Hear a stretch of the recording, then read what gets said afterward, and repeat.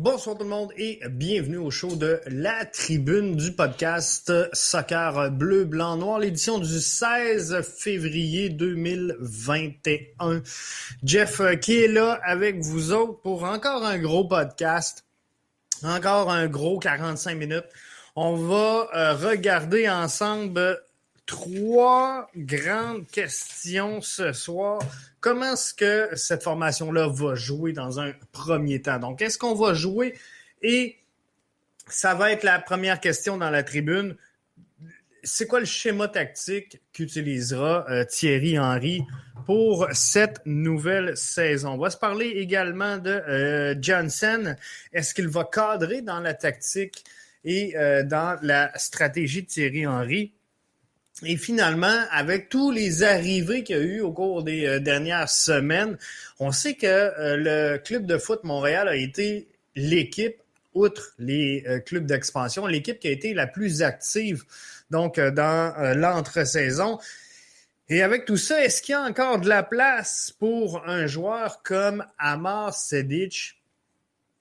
Ça va être à vous de décider, ce ne sera pas à moi. Je vais lancer donc les premières questions maintenant. Je vous invite à nous joindre, que ce soit dans le chat room, que ce soit sur Twitter, que ce soit sur Facebook, sur YouTube. Venez nous rejoindre, on est tout partout. Et j'ai mis donc sous la publication le lien en question pour aller voter et je vais le remettre à l'instant. Donc, que ce soit sur Facebook, ça s'en vient, c'est en ligne, sur Twitter, Periscope ou encore sur YouTube. Vous avez accès maintenant au lien pour aller voter. Donc, je vais aller vérifier que tout se passe bien et que je vais démarrer tout ça. Je vois que les premiers votes commencent à rentrer, donc j'imagine que ça veut dire qu'on est en ligne avec tout ça. On va se mettre comme il faut. Ce sera pas bien long. On va y arriver. Ah, parfait. Donc, je vous invite à voter. Est-ce qu'on va jouer en 4-2-3-1? Est-ce qu'on va jouer en 4-3-3, en 3-4-3? On va regarder les différents schémas tactiques que pourrait utiliser donc Thierry Henry lors de cette prochaine campagne-là. Mais tout juste avant, je vous invite à devenir membre premium pour ne rien manquer de notre contenu. Vous allez voir le show de ce soir, il est très interactif. À tout moment, vous pouvez venir nous rejoindre directement dans le studio. Je vous mets à l'instant les liens. Si vous voulez participer et donner votre point de vue, vous avez les liens à partir de maintenant pour venir me rejoindre directement en studio. À partir du mois de mars, ce podcast-là sera exclusif à nos membres premium. Donc, pour ne rien manquer du contenu, je vous invite à venir vous abonner. Petite nouvelle, sans grande surprise, on a confirmé aujourd'hui du côté du club de foot Montréal l'arrivée d'Éric Hurtado, 30 ans, droitier, 1m75. On en a parlé amplement dans le podcast d'hier. La seule chose, et il y en a plusieurs qui m'ont fait des commentaires là-dessus, effectivement, je me suis trompé hier. Moi, je vous avais dit qu'il arrivait de Real Salt Lake et c'était bel et bien Sporting Kansas City. Et les membres premium le savaient parce que Alberto m'avait repris un petit peu plus tard dans le podcast. Donc, effectivement, ceux qui ont écouté que la première partie avait la mauvaise information, mais on a recadré le tout dans la deuxième partie. Donc, on va aller voir comment l'Impact, le club de foot Montréal pourrait jouer. Voyez-vous, vous commencez là déjà à voter. On va enlever ça. Donc, 4-2-3-1, 4-3-3, 4-4-2. Visiblement, vous voyez une défensive à 4. Vous voyez une défensive à 4 hommes et on va aller regarder ça.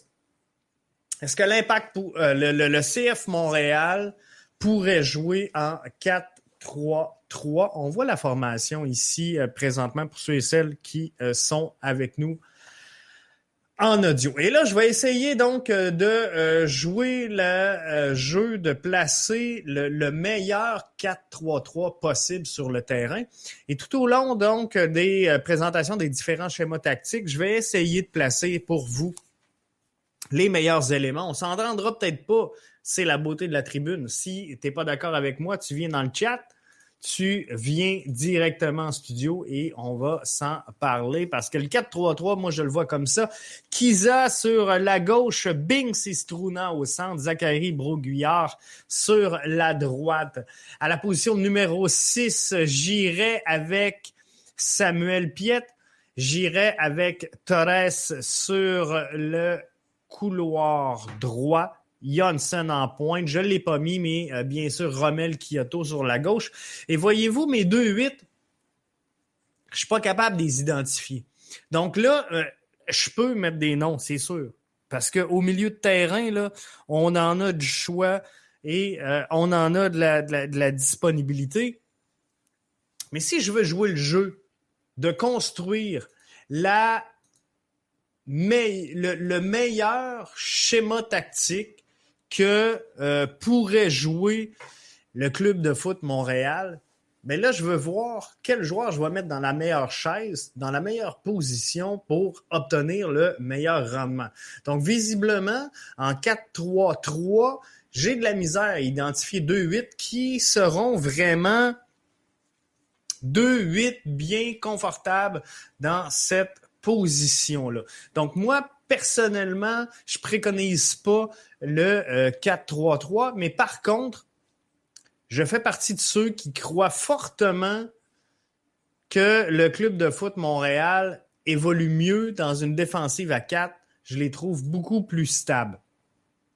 Chose qui serait possible de voir également, c'est un 3-4-3.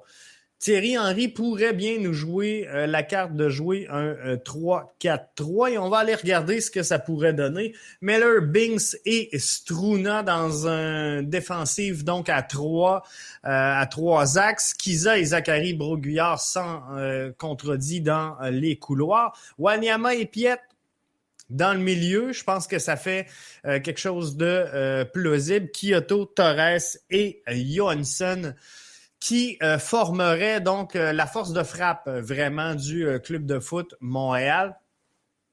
Donc, je suis capable et je suis assez à l'aise de mettre 11 joueurs dans une formule 3-4-3. Donc, voyez-vous, là, 3-4-3, on n'a pas de vote encore. Il n'y a personne qui a osé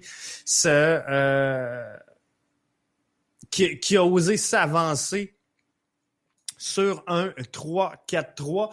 Donc, je continue ce qui pourrait donc devenir une formation possible pour le club de foot Montréal. Il y a bien sûr le 3-4-1-2. 3-4-1-2 est une formation qui, à venir jusqu'à maintenant, que j'ai avancée comme étant la plus plausible à mes yeux. Pourquoi? Parce que Thierry Henry semble tenir à cette défensive-là à trois axes et deux latéraux. Je pense qu'il était très à l'aise dans cette composition-là qui lui permet donc de calibrer davantage et de prendre en surnombre l'adversaire en ayant possiblement donc 5 éléments défensifs qui deviennent 3. Donc, en repli, on peut jouer la défensive à 5. En attaque, la défensive à 3. Alors, c'est sûr que le 3-4-1-2 devient une formation, pas nécessairement que j'affecte, c'est pas ma préférée. Mais par contre, je crois sincèrement que c'est une des formations que l'on pourrait voir du CF Montréal au cours de cette saison-ci. Donc, Miller, Binks, Struna, Wanyama, Piette, Kiza, Broguillard, Mihailovic pour piloter Kyoto et Torres. Donc, moi, je pense que c'est une formation qui fait grandement du sens dans un 3-4-1-2 et ça laisse également à Thierry Henry une belle marge de manœuvre au niveau du banc pour changer l'allure d'un match. On parlait la saison dernière que l'Impact pour la dernière saison. Donc, n'avait pas ce joueur, ce game changer-là qui va venir changer la donne. Et lorsqu'on regarde, je reviens au 3-4-1-2 avec Mihailovic qui est derrière Kyoto et Torres. Imaginez que dans un match serré, on cherche à aller prendre un but. Donc, on transborde Mihailovic de l'autre côté de Kyoto et Torres pour le faire sortir et rentrer Johansson. On va chercher un style de jeu qui est complètement différent. Alors, on aura la chance de voir Wanyama et Piet tenter de jouer la longue balle sur la tête de Johansson. Donc, on peut changer et y aller dans un volet un petit peu plus aérien que le jeu au sol. Donc, c'est quelque chose qui pourrait être possible. Un autre schéma également qui est à la disposition de Thierry Henry et bien sûr le 4-4-2. Et je le sais qu'il y en a beaucoup qui aiment le 4-4-2. Personnellement, je suis pas friand et j'ai encore cette difficulté-là à mettre hors de tout doute un 11 de départ qui soit franc. Donc, Kiza, Meller, Bing, Zachary, Broguillard, c'est ma ligne de défense et je suis très à l'aise avec ça. Wanyama et Piet tout juste devant. Kyoto et Torres qui se situent complètement en haut du terrain. Donc, j'ai de la misère là, à positionner, si vous voulez, mes 2-8 et me dire, OK, ça, c'est vraiment le meilleur choix. Dans cette situation-là, fort possiblement que j'irais avec un Mihailovic à droite, j'irais avec un Lassi Lapalainen peut-être sur le côté gauche. Mais je suis pas convaincu donc que j'ai mes 11 meilleurs éléments sur le terrain si j'y vais de cette façon-là. Donc, ça peut laisser place à beaucoup d'imagination, ça peut laisser place à bien des choses, mais comment on va jouer? Je pense que vous voyez un 4-2-3-1 présentement et on va aller voir qu'est-ce que ça donne, le 4-2-3-1. Je vous mets le graphique à l'instant du positionnement que pourrait prendre le CF Montréal sur le 4-2-3-1. Et sincèrement, je vais revenir avec vous autres, je crois définitivement que c'est la meilleure formation que pourrait emprunter Thierry Henry pour connaître du succès en 2021 avec le club de foot Montréal. Je crois définitivement que cette formation-là possède tous les atouts nécessaires pour jouer et évoluer en 4-2-3-1. Et on va voir comment je positionne donc les joueurs sur le terrain si on évolue en position de 4-2-3-1. Et gênez-vous pas, hein, vous avez les liens pour venir nous rejoindre en studio. Vous avez les liens pour venir dans la chatroom. Laissez vos commentaires, ça va me faire plaisir donc de les prendre et de discuter avec vous comment vous voyez cette formation-là. Donc, dans un 4-2-3-1, je vais y aller. Ma ligne de défense, elle ne change pas. Kiza, Meller, Binks, Zachary, Broguillard, c'est pour moi le cheval de bataille défensivement de cette formation-là. Wanyama et Piet viennent former la colonne vertébrale en position donc de 6. Et j'y vais un petit peu avec 2-6 et je laisserai peut-être là,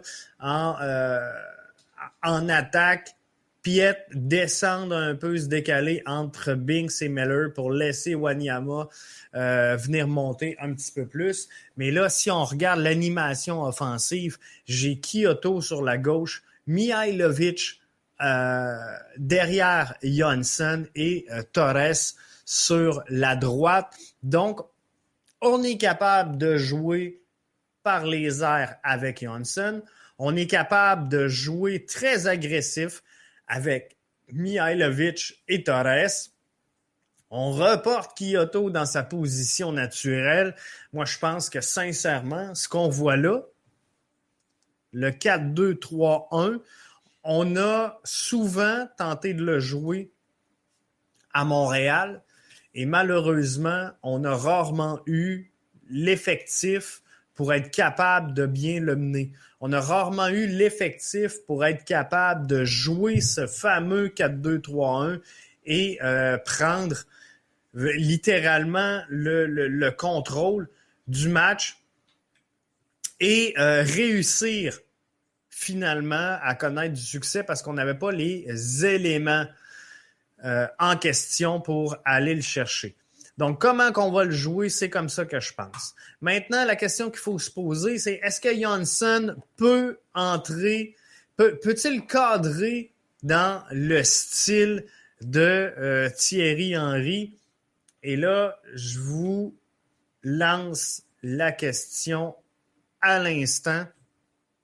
Alors, je vous invite à venir voter pour cette question-là. Johnsson peut-il cadrer dans le style de Thierry Henry? On sait à ce moment-ci que Johnsson, c'est pas nécessairement c'est pas nécessairement le choix de Thierry Henry. On va le dire comme ça. Je pense que s'il avait lui-même eu à choisir, il aurait peut-être choisi un autre élément que Bjorn Johnsson. Par contre, il semble très à l'aise, très heureux de l'avoir et je pense qu'on va être capable de le faire évoluer. Thierry Henry va trouver finalement un rapport de force à mettre en place pour qu'on puisse exploiter Johnsson. Mais si je regarde les statistiques de Johnsson, si je regarde son style de jeu, je suis pas sûr sincèrement que ça cadre dans ce que cherche Thierry Henry.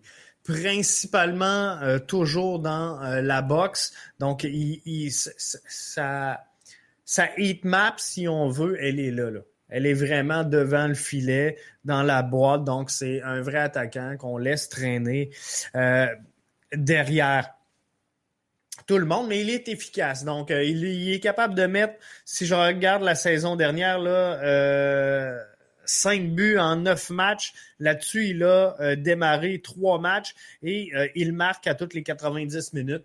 Donc, l'équivalent d'un but par match. Donc, est-ce que ça vaut la peine d'avoir un Johnsson sur le terrain? Je pense que oui. Mathieu Brulotte nous dit « Tout dépend de ses attitudes dos au but ». Et tu vois, c'est là, je pense qu'il va pas nécessairement, Mathieu, y avoir des frictions avec Thierry Henry, mais je pense que c'est là que ça peut avoir une vision, on va l'appeler comme ça, une vision de jeu différente de l'entraîneur-chef. On sait que l'entraîneur-chef, qu'est-ce qu'il veut? Il veut que si on perd le ballon, on le reprenne très haut, agressivement. On veut jouer le plus haut possible, jouer vers l'avant. On veut construire le jeu et c'est pas ça. Pour moi, en tout cas, Johnsson, de ce que je vois, c'est la longue balle à partir de Piet et Wanyama qui va y arriver, contrôle, orienté et une frappe vers le but, puis le jeu va s'éteindre là. Tu sais, si je regarde les passes de Johnsson la saison dernière, par match, il en réussit 59%. Et il en réussit 54 dans la zone adverse, 50% de ses longues balles trouvent preneur, 29 de ses passes courtes ou ses chips et 33% de ses transversales. Donc clairement, Johnsson n'est pas un passeur né. Il dribble son adversaire, et ça on sait que Thierry Henry aime ça, avec succès 1 fois sur 4. Il gagne ses duels à l'ordre de 38%, donc c'est même pas 1 sur 2. Ses duels au sol, il en gagne seulement 22%.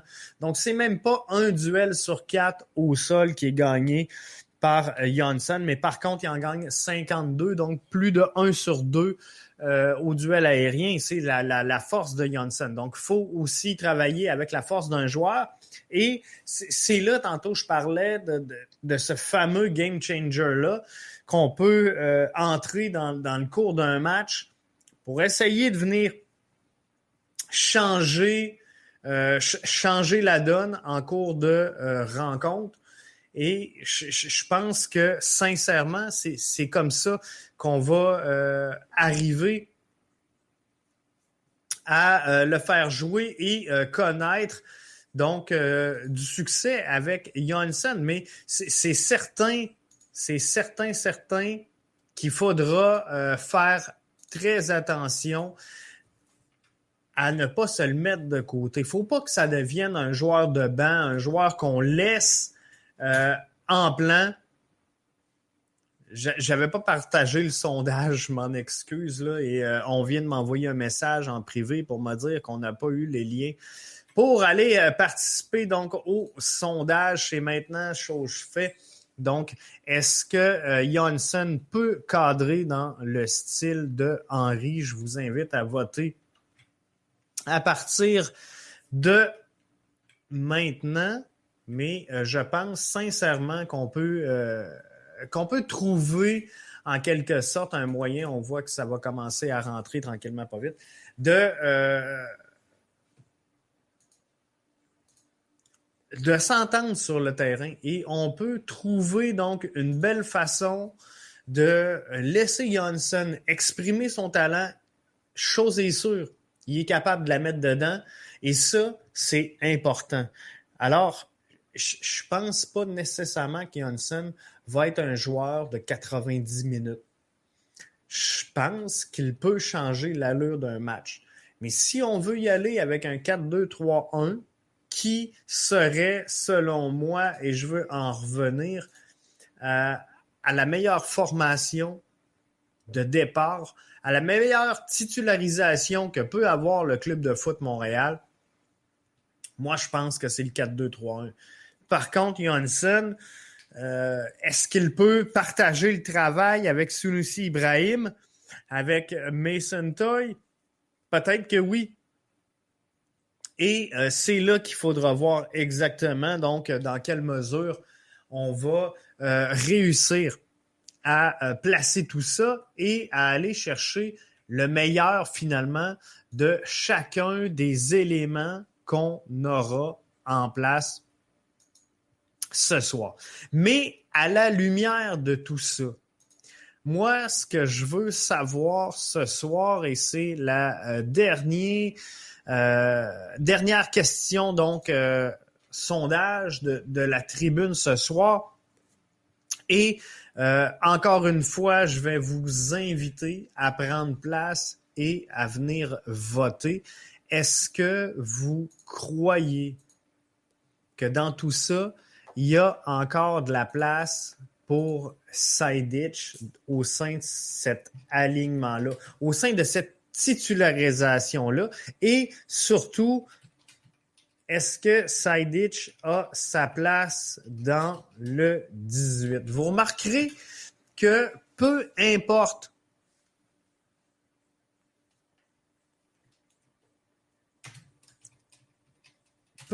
le schéma qu'on utilise, et là, je m'excuse, là, c'est parce que j'écris en même temps et je suis pas capable de faire deux choses en même temps. Mais voyez-vous, je vous ai mis les liens. Donc, est-ce qu'il y a encore de la place pour Sejdić dans le 18? Peu importe le schéma tactique que je vous ai mis, que ce soit en 4-3-3, que ce soit en 3-4-3, que ce soit en 3-4-1-2, que ce soit en 4-4-2, que ce soit en 4-2-3-1, à aucun moment, j'ai placé Sejdić comme étant un titulaire dans la rencontre. Donc, y a-t-il encore de la place pour Sejdić? Voyez-vous, il y en a qui le voient en rotation, même à 50%, on le voit en rotation, oui, 25%, non, 25%. Donc, C'est sûr qu'on se mettra pas nécessairement d'accord sur la question, mais est-ce que Saïdic peut avoir sa place? C'est sûr qu'il peut rendre des bons services. Il a connu une belle fin de saison, hein, Saïdic. Et pendant plusieurs moments tout au long de la saison, on lui a reproché un peu d'être timide, on va le dire comme ça, dans l'expression créative sur le terrain. Lors du départ de combiné de Safir Taider et de Boyan, il a dû prendre la place et il l'a bien fait. Je suis obligé de vous le dire. Il l'a bien fait. Maintenant, est-ce que les éléments qu'Olivier Renard a mis à la disposition de Thierry Henry pour la présente saison sont supérieurs à ce qu'il avait la saison dernière? Moi, je pense que oui. Et quand on regarde le milieu de terrain et les options de Thierry Henry au milieu de terrain, on s'entend que assis, ça va être en U23 ou peut-être en CPL, mais avec la congestion qu'il y a là, je pense pas qu'on le voit arriver. Chouanière, toujours blessure, donc c'est pas facile à dire. Lassi Lapalainen, qui semble-t-il est remis de blessure, s'entraîne présentement avec Bologne, avec Bologne FC en compagnie de Bings, donc pour être prêt lui également pour la prochaine campagne à prendre des minutes. Et Lassi Lapalainen peut amener une certaine étincelle en offensive, mais c'est un joueur qui, selon moi, ne peut pas jouer 90 minutes de jeu. Docteur Foot dit, on achète tout ça où, ton jersey? Regarde comme il est beau, mon jersey. Je vais même tasser mon micro. Je peux-tu faire ça comme ça? C'est le jersey officiel de BBN Media. Je ne sais pas si je suis capable de bouger. Voyez-vous, là, on le voit bien. Donc, BBN Media qui est inscrit, Scadi qui a produit le maillot officiel et il est disponible en ligne au www.bbnmedia.com. Dans la boutique, vous allez le trouver là, mais il s'en vient plein de nouveautés dans cette boutique-là. Fait qu'on est en train de travailler justement sur des offres de produits, mais vous pouvez vous procurer le jersey directement dans la boutique. Jeff qui nous dit, c'est donc bien beau. Merci à la gang de Scadi Soccer qui a produit donc le maillot. J'en ai une dizaine. Puis là, tu vois, j'en ai un flambant neuf parce que normalement, il est inscrit Morancy dans le dos, mais là, aujourd'hui, il est bling, c'est le gilet de pratique. Donc, non, mais je suis vraiment content du maillot. Puis, on le voit pas, là, mais il y a comme des flocons. Non, c'est pas vrai. C'est pas vrai, faites-vous-en pas.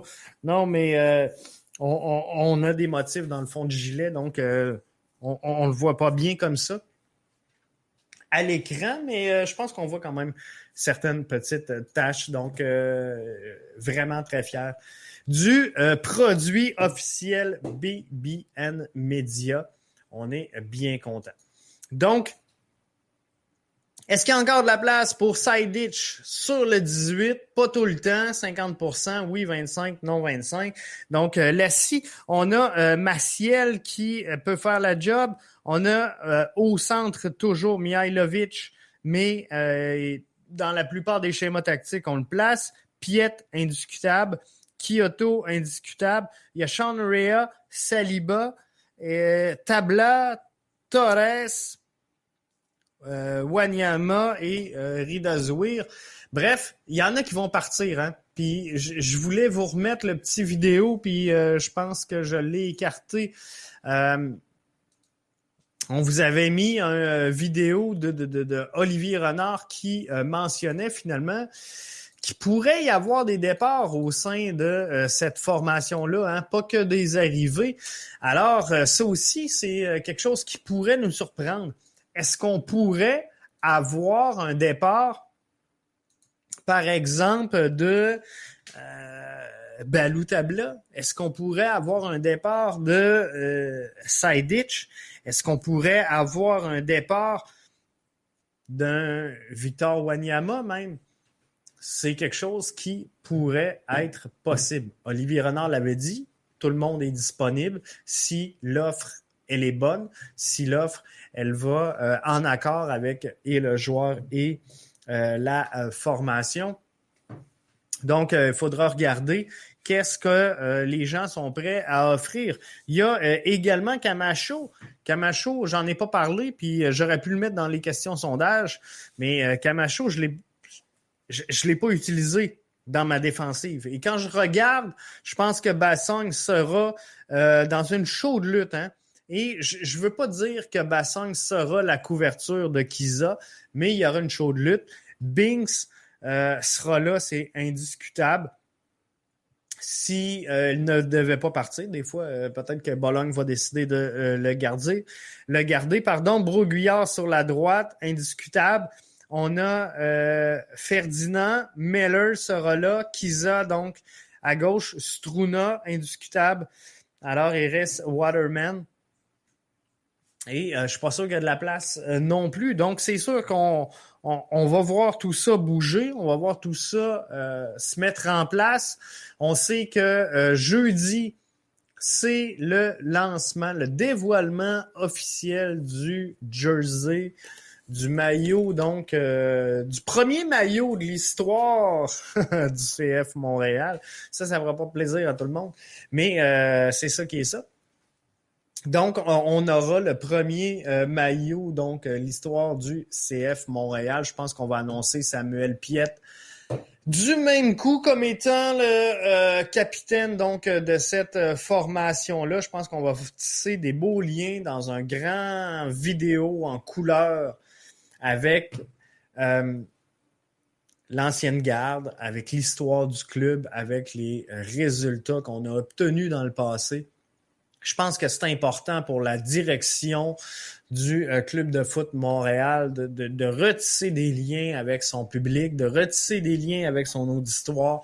Je pense qu'on est rendu là. La communauté s'est un peu éclatée depuis l'annonce donc du changement de nom, même si tout le monde s'en attendait, du changement de couleur et tout ça. Mais dès qu'on a annoncé le rebrand, je pense que tout le monde était un peu échaudé. Donc, il faudra retisser des liens avec tous ces gens-là qui sont importants dans la communauté.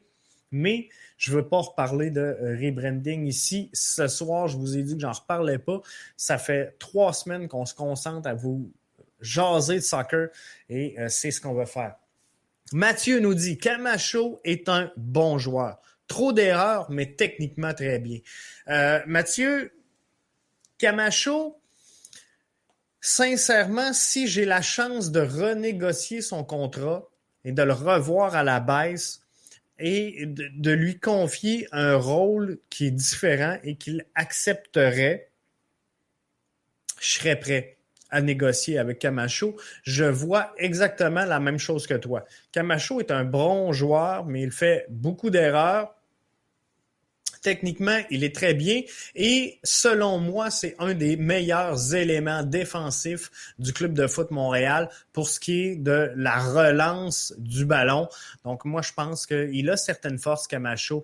Il est un peu le mal-aimé de cette défensive, de cette brigade défensive-là, mais il a quand même certains atouts intéressant et je crois qu'à la relance, il fait partie des éléments gagnants de cette formation-là. Par contre, un match, c'est peut-être trop long.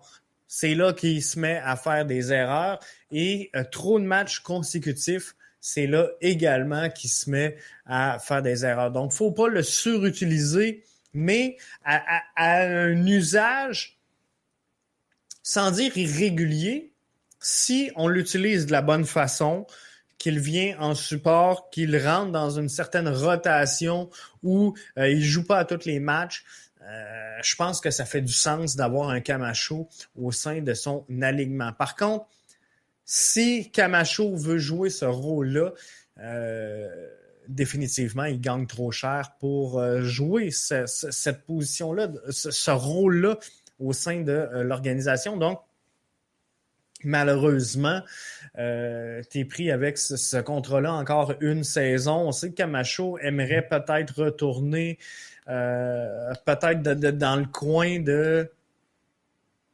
Saphir Taider ou autour d'eux. Peut-être des chances qu'il fasse partie de la liste des joueurs qui pourraient quitter la formation d'ici le lancement donc officiel de la saison. Et ça s'en vient, le lancement de cette saison-là, et on a hâte. Mais d'ici là, il nous reste encore beaucoup de podcasts à vous livrer. On va étudier des stratégies de jeu, on va étudier des facettes des volets et de comment donc on peut jouer avec cette formation-là. Je pense qu'on n'a pas fini d'annoncer les arrivées et des départs. Les arrivées, je pense que ça va se calmer parce qu'à un moment donné, on va avoir trop de joueurs. Hein. Il nous faut un effectif de 30 joueurs, donc il faudra se calmer ou annoncer quelques sorties.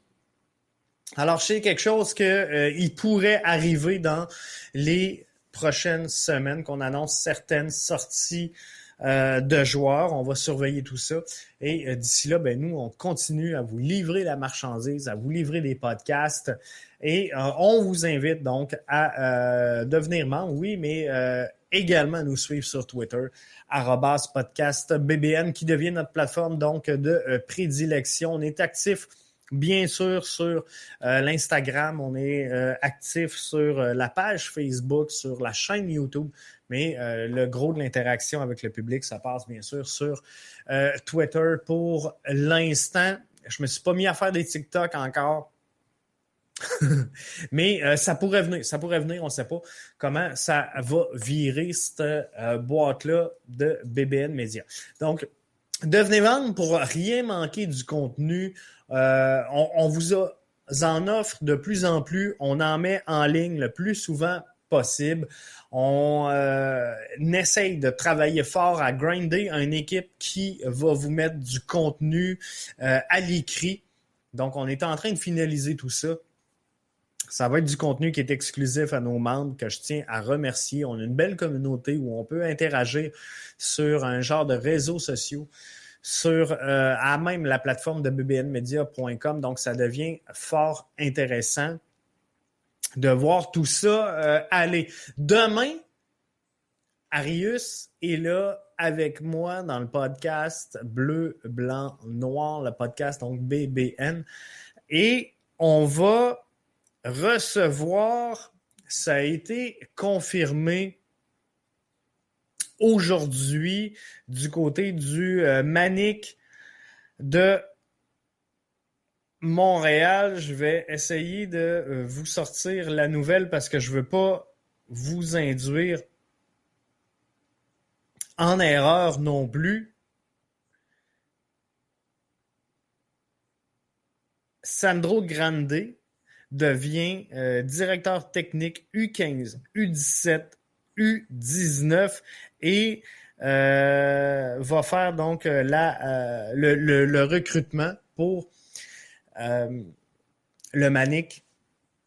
Il va être avec nous demain. C'était une grosse annonce aujourd'hui du Manic. On sait que le Manic a un projet donc d'évoluer et de se diriger tranquillement, pas vite, vers un projet de CPL. Je pense qu'on est en train de mettre du côté du Manic, on est en train de mettre les pièces du casse-tête en place tranquillement, pas vite. Sandro Grande a une très belle feuille et vient ajouter énormément de crédibilité à ce projet-là.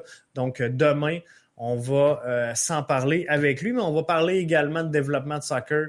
C'est ce qu'on fait le mercredi. Donc, la progression, le programme de reconnaissance des clubs, on va parler de tout ça. Peut-être vous faire quelques petits liens avec la PLSQ également et un éventuel projet CPL du côté de Québec. On vous en parle souvent, mais je reçois des infos pertinentes au compte-gouttes. Alors, je pourrais vous livrer peut-être quelques informations.